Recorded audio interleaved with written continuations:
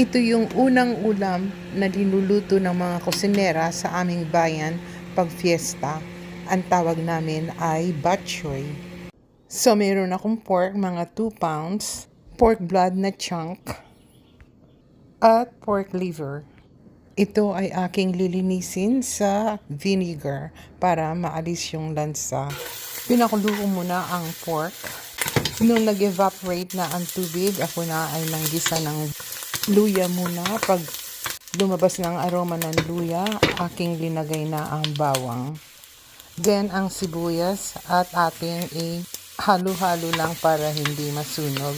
Pag lumabas ang aroma, lagay na natin ang mga karne.